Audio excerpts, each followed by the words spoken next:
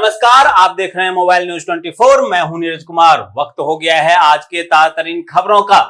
अफगानिस्तान की तालिबान सरकार ने बुधवार को पाकिस्तान के उस दावे को खारिज कर दिया जिसमें पाकिस्तानी सेना ने आरोप लगाया था कि चीनी इंजीनियरों पर किए गए आत्मघाती हमले की योजना पड़ोसी देश अफगानिस्तान में बनाई गई थी। अफगानिस्तान ने पाकिस्तान के इस बयान को गैर जिम्मेदाराना करार देते हुए वास्तविकता से काफी दूर बताया। कांग्रेसी नेता के बयान पर पीएम नरेंद्र मोदी ने कहा कि मुझे गुस्सा नहीं आता, लेकिन आज शहजादे के फिलोसफर चाचा ने इतनी बड़ी गलती की है जिससे मुझे गुस्से से भर दिया है। कोई मुझे बताए क्या मेरे देश में चमड़ी के रंग के आधार पर लोगों की योग्यता तय होती है? संविधान सर पर लेकर नाचने वाले लोग चमड़ी के रंग के आधार पर मेरे देशवासियों का अपमान कर रहे हैं। कांग्रेस अध्यक्ष मल्लिकार्जुन खड़गे ने इंडी गठबंधन के नेताओं को पत्र लिखकर पहले 2 चरणों के वोटिंग का आंकड़ा जारी करने में देरी समेत चुनाव आयोग पर कई सवाल दागे।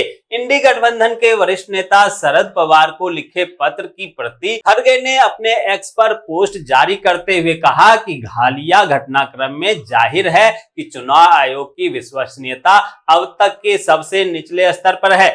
सुप्रीम कोर्ट ने बंगाल शिक्षक भर्ती रद्द करने के कोलकाता हाईकोर्ट के फैसले पर रोक लगा दी है। वहीं सीबीआई को अपनी जांच जारी रखने की भी अनुमति दी है। विदेश मंत्री एस जयशंकर ने कहा है कि विकसित भारत सिर्फ एक नारा नहीं है, भारत के भविष्य के प्रति गंभीर प्रतिबद्धता है। विकसित भारत की हमारी यात्रा अगले 25 वर्षों की वास्तविकता है। दोस्तों, आगे बढ़ने से पहले आपसे रिक्वेस्ट है कि अगर आपने अभी तक इस न्यूज को लाइक और कमेंट नहीं किया है तो प्लीज लाइक और कमेंट कर दीजिए, क्योंकि आपके लाइक और कमेंट का मैं कब से इंतजार कर रहा हूं। कांग्रेस के पूर्व अध्यक्ष सोनिया गांधी ने लोगों से अपील की है कि कांग्रेस को वो वोट दें। उन्होंने कहा, प्रधानमंत्री नरेंद्र मोदी के कारण युवा, बेरोजगार और अल्पसंख्यकों के साथ हो रहा है भेदभाव। हैदराबाद में बारिश के बाद निर्माणाधीन अपार्टमेंट की दीवार ढह जाने से 7 लोगों की मौत हो गई। लोकसभा चुनाव के दौरान कर्नाटक पुलिस ने बुधवार को भाजपा के राष्ट्रीय अध्यक्ष जेपी नड्डा और पार्टी आईटी सेल के प्रमुख अमित मालवीय को सम्मन जारी कर 7 दिन के अंदर जवाब दाखिल करने को कहा है। यूपी के सीएम योगी आदित्यनाथ ने कहा है कि कांग्रेस द्वारा अपने घोषणा पत्र को न्याय पत्र कहा जाना अपने आप में हास्यास्पद है। वास्तव में यह अनुसूचित जाति, जनजाति और पिछड़ी जातियों और भारत की सनातन आस्था के प्रति अन्याय पत्र है। कांग्रेस का घोषणा पत्र मुस्लिम लीग के नए वर्जन जैसा है। पूर्वी चंपारण के केसरिया विधानसभा क्षेत्र के पूर्व राजद प्रत्याशी रहे संतोष कुशवाहा बुधवार को भाजपा में शामिल हो गए, जहां पटना स्थित बीजेपी कार्यालय में आयोजित कार्यक्रम में डिप्टी सीएम सम्राट चौधरी ने उन्हें पार्टी में शामिल कराया।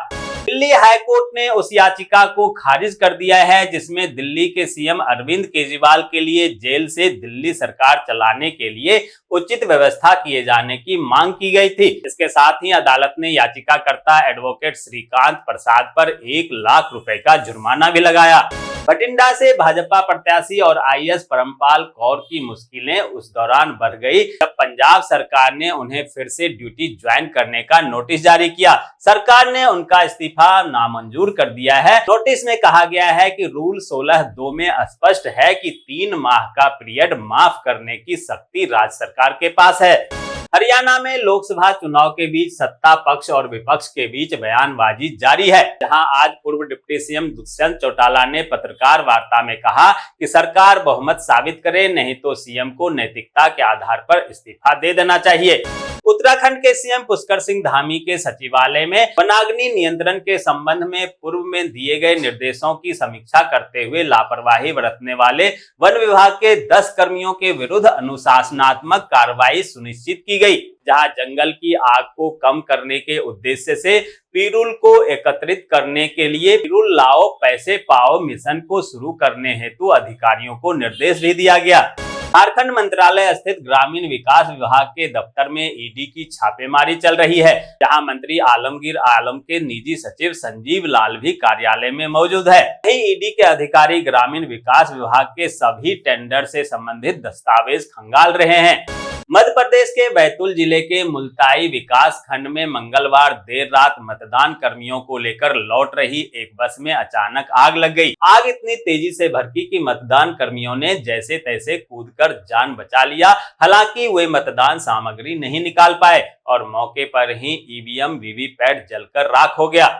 शिमला हाईकोर्ट ने निर्दलीय विधायकों के इस्तीफे के मामले में अब बड़ा फैसला लिया है। दरअसल हाईकोर्ट की खंडपीठ के 2 जजों का इस मामले में अलग अलग मत होने के कारण अब तीसरा जज इस मामले पर फैसला लेगा। जम्मू कश्मीर नेशनल कॉन्फ्रेंस के उपाध्यक्ष और बारामूला लोकसभा सीट से उम्मीदवार उमर अब्दुल्ला ने कहा है कि कश्मीर निश्चित रूप से बदल गया है, तबाही बढ़ गई है। जिन क्षेत्रों में हमने आतंकवाद से मुक्त कराया था, फिर से वहां बंदूक के प्रभाव दिख रहे हैं। पश्चिम बंगाल बोर्ड 12वीं की परीक्षा जारी हो गई है। बोर्ड की तरफ से इंटरमीडिएट के छात्रों के परिणाम की घोषणा प्रेस कॉन्फ्रेंस कर की गई, जहां 90% स्टूडेंट पास हुए हैं।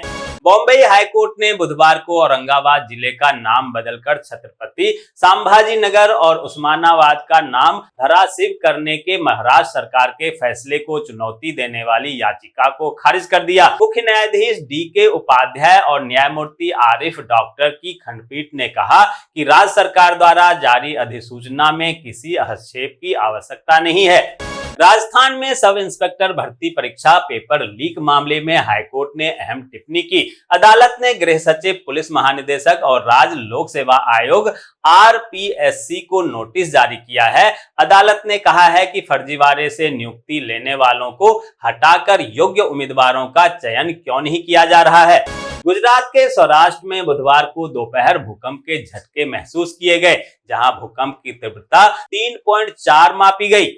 दोस्तों, मैं देख पा रहा हूं कि आप में से बहुत सारे लोगों ने न्यूज को लाइक किया है और कमेंट भी किया है, लेकिन अभी भी कुछ लोग बाकी हैं जिन्होंने न्यूज को लाइक और कमेंट नहीं किया है। उनसे भी आग्रह है कि प्लीज प्लीज प्लीज वे भी न्यूज को लाइक कर दें, कमेंट कर दें, साथ में शेयर भी कर दें। तो ये थी दिन भर की बड़ी खबरें। ऐसे ही खबरों से अपडेट रहने के लिए चैनल को सब्सक्राइब कीजिए, नोटिफिकेशन बेल को दबाइए, वीडियो को लाइक कीजिए और ज्यादा से ज्यादा शेयर कीजिए, ताकि आप और आपके जानने वाले रह सकें देश और दुनिया के तमाम खबरों से अपडेट।